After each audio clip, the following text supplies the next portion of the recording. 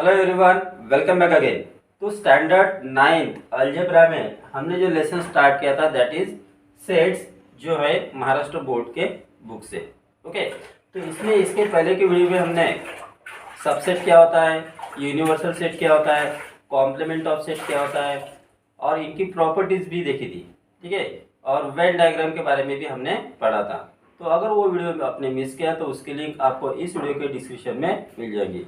तो उसी सब इंफॉर्मेशन के बेसिस पर हम आज सॉल्व करेंगे प्रैक्टिस सेट 1.3। ठीक है, तो चलो स्टार्ट करते हैं।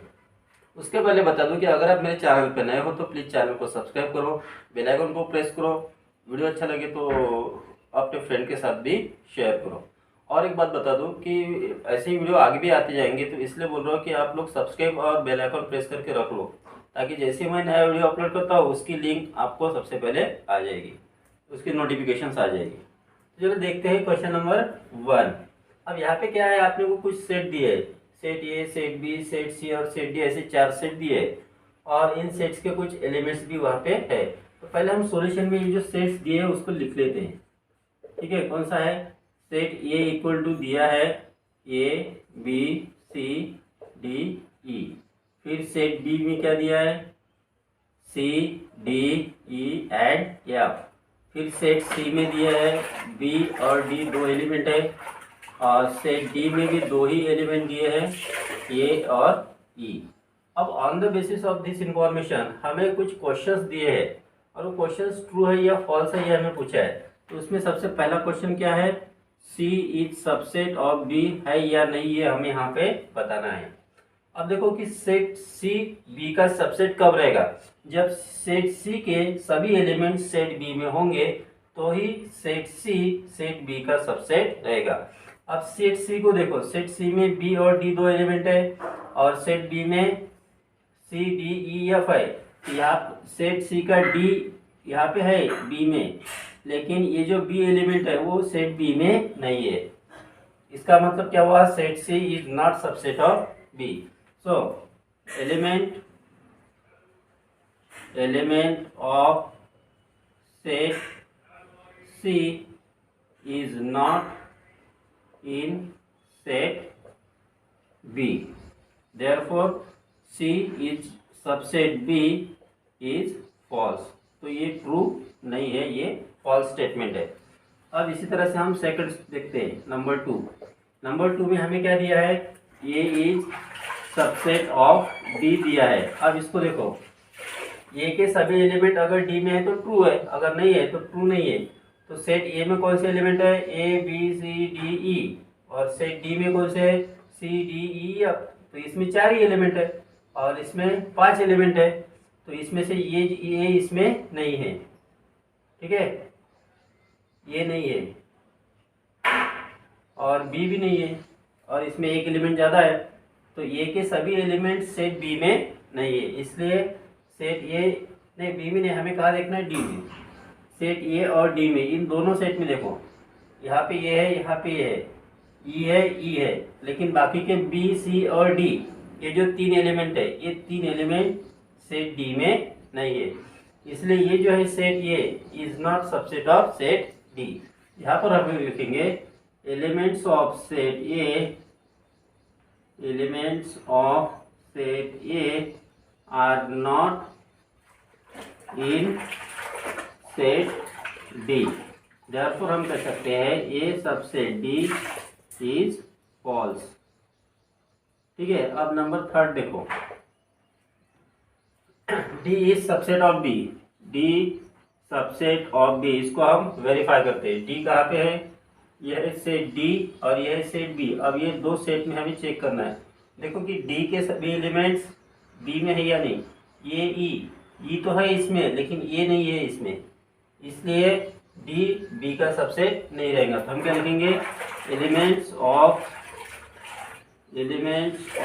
D is not in B, therefore D subset B is false. तो ये भी फॉल्स हो गया।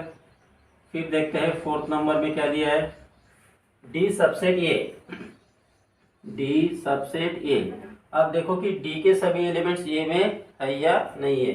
तो डी है यहाँ पे और ये है यहाँ पे, तो डी के देखो ये में है या नहीं, डी में ये ई है और इसमें भी ये ई है, इसका मतलब ये ट्रू है। तो हम क्या लिखेंगे, ऑल एलिमेंट्स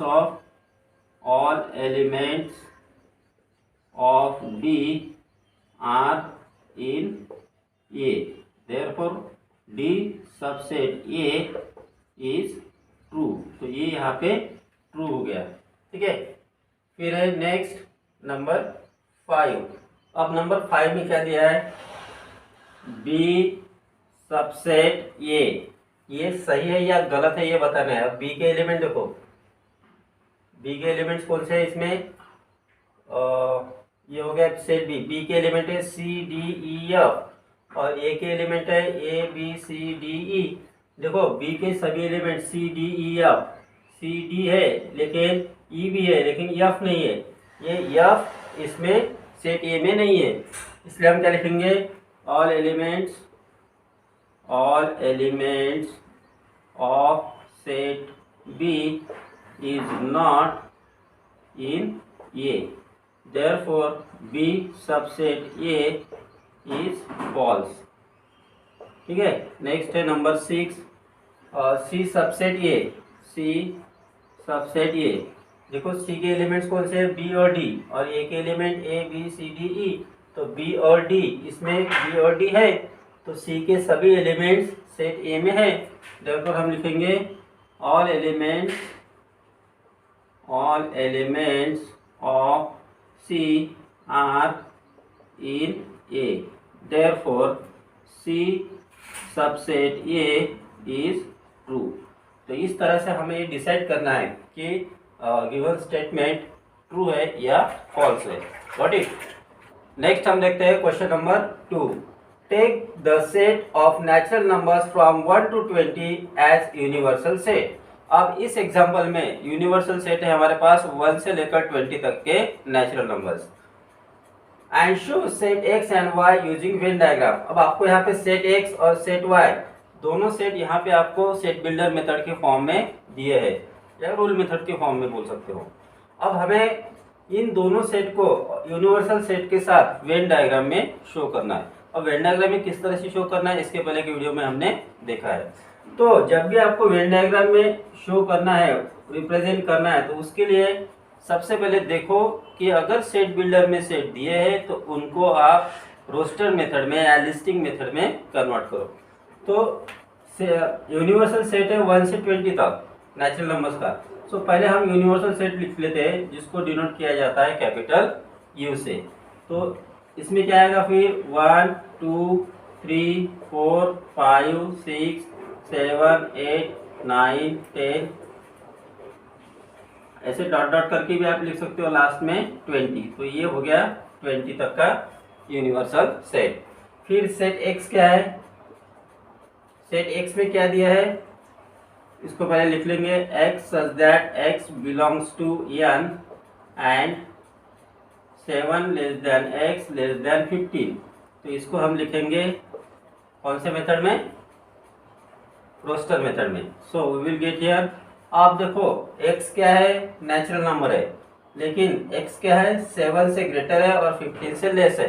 तो 7 से ग्रेटर 8 9 10 11 12 13 14, बस 14 तक आएगा, 15 इसमें नहीं आएगा, 15 से लेस चाहिए।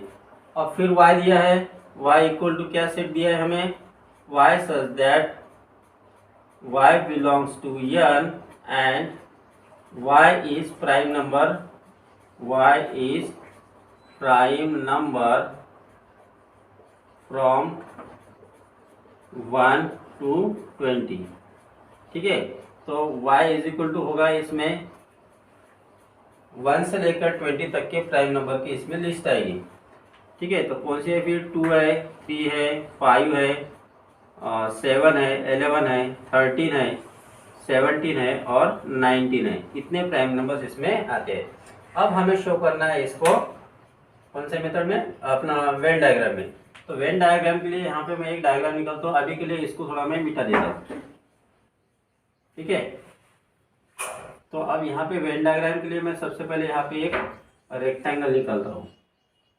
हमने पिछले वीडियो में देखा है कि वेन डायग्राम शो करने के लिए यूनिवर्सल सेट अगर है तो हमें रेक्टेंगल पहले ड्रॉ करना है।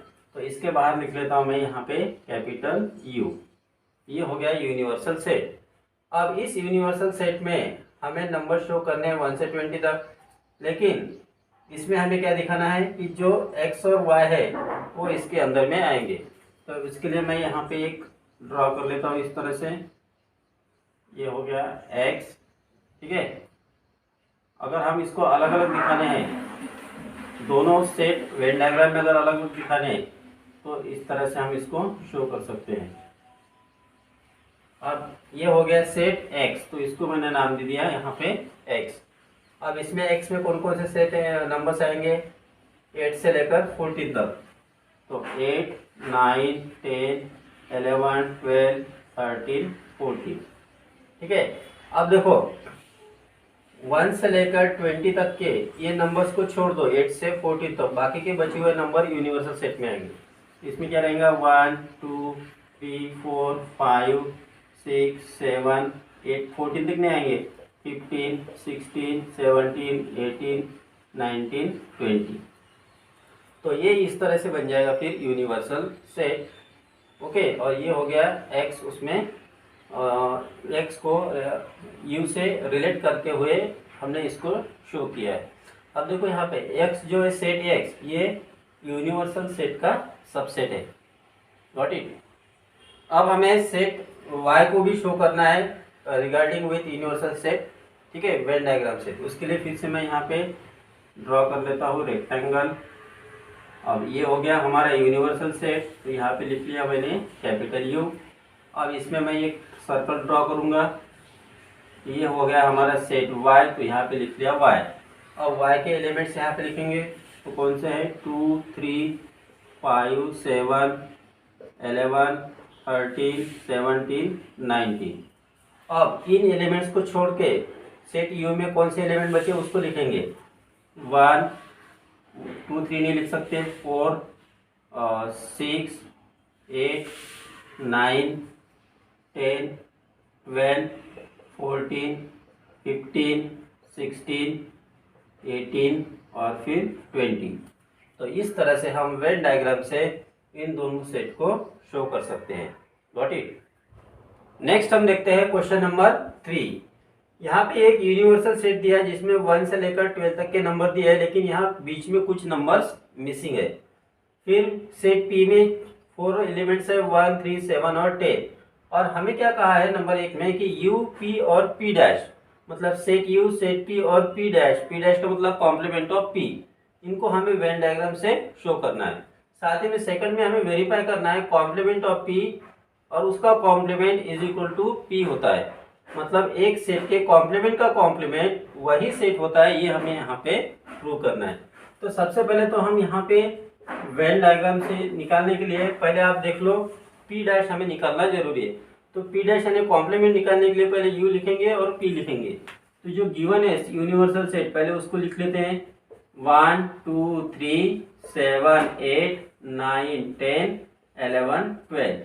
फिर सेट P लिख लेते हैं 1, 3, 7, 10। तो अब हम फाइंड करेंगे कॉम्प्लीमेंट ऑफ P। तो कॉम्प्लीमेंट ऑफ P में कौन से एलिमेंट आएंगे, ऐसे एलिमेंट जो P के छोड़ के U में है, मतलब U में के यूनिवर्सल सेट में के ऐसे एलिमेंट हम यहाँ लिखेंगे जो P के एलिमेंट नहीं होने चाहिए। तो वो कौन से एलिमेंट है, अब देखो यहाँ पे 1 है, यहाँ पे 1 छोड़ दो, यहाँ 3 है, यहाँ पे 3 है क्या नहीं है, यहाँ पे 3 है उसको भी छोड़ दो। फिर यहाँ पे 2 लिख लिया क्योंकि इसमें 2 नहीं है, ये 3 को हटा दो, 7 को हटा दो, फिर रह गया 8, 9, 10 को नहीं लिख सकते क्योंकि वो P का एलिमेंट है, फिर रह गया 11 और फिर 12। ये हो गया कॉम्प्लीमेंट ऑफ P। अब हम इसको शो करेंगे वेन डायग्राम से। तो उसके लिए हम सबसे पहले एक रेक्टेंगल ड्रॉ कर लेते हैं और इस रेक्टेंगल को नाम दे दिया हमने ये U। ये हो गया यूनिवर्सल सेट U। इसके अंदर एक सर्कल ड्रॉ करेंगे और ये सर्कल हो गया सेट P। अब सेट P के एलिमेंट इसमें लिखो 1, 3, 7, 10, 1, 3, 7, 10। अब ये जो सर्कल के बाहर का जो पोर्शन है वो हो जाएगा कॉम्प्लीमेंट ऑफ P। और वहाँ पे कौन से एलिमेंट आएंगे 2, 8, 9, 11, 12। तो इसको हमने नाम दे दिया P डैश। अब देखो ये पूरा यूनिवर्सल सेट हो गया जिसके अंदर 1 2 3 1 2 3 7 8 9 7 8 9 10 11 12 सभी एलिमेंट्स आ गए यूनिवर्सल के। ओके, तो इस तरह से हम इसको वेन डायग्राम से शो कर सकते हैं। अब सेकंड में हमें क्या प्रूव करना है, इसमें P डैश और उसका डैश यानी कॉम्प्लीमेंट ऑफ P और उसका कॉम्प्लीमेंट वही सेट होता है, ये प्रूव करना है। तो हम पहले इसको फाइंड करेंगे P डैश ऑफ डैश। अब P डैश यानी कॉम्प्लीमेंट ऑफ सेट P ये हो गया। अब इसमें हमें ये ऐसे एलिमेंट लिखने हैं, ये सब कुछ छोड़ देंगे, ठीक है। यूनिवर्सल सेट में से इन सब एलिमेंट्स को हटा दो, जो बचेंगे वो यहाँ पे आएंगे, ठीक है। तो वो कौन से आएंगे, तो पहला आएगा 1 2 नहीं लिख सकते, फिर आएगा 3, फिर आएगा 7 8 नहीं लिख सकते, 9 नहीं लिख सकते, फिर आएगा 10 11 यहाँ पे नहीं लिख सकते, 12 यहाँ पे नहीं लिख सकते। तो इतने एलिमेंट। अब देखो 1 3 7 10 ये किसी और सेट के एलिमेंट है क्या, हाँ वो है सेट P के। तो यहाँ पर हम लिखेंगे इक्वल टू P। तो हम यहाँ लिखेंगे हैंस कॉम्प्लीमेंट ऑफ P और उसका कॉम्प्लीमेंट इक्वल टू वही सेट होता है वेरीफाइड। तो इस तरह से हमें इसको वेरीफाई करना है। Got it.